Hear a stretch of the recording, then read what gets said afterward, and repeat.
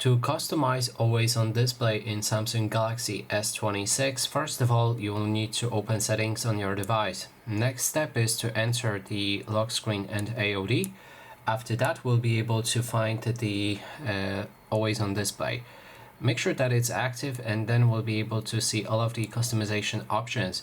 So first thing is show lock screen wallpaper. When you activate this, you'll be able to see your wallpaper in always on display. You can then erase the background from it. That way, if there's a prominent object or a person on that wallpaper, it will be cut out, and then the background will be gone. You can also enable now bar so that you can see it, and I will explain it in a moment. And lastly, we can change when to show always on display.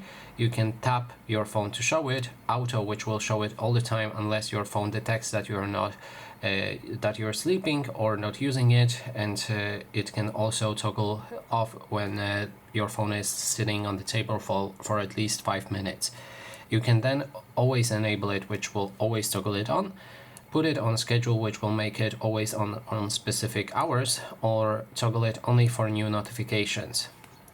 And now let's move to the now bar. Right here, it's also a feature for always on display. So if you activate it before when I shown you that, you'll be able to get live notifications from certain apps that you can see right here.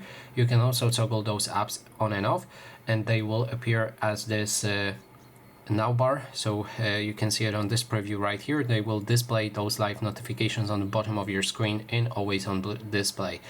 And that is basically everything. Thanks so much for watching.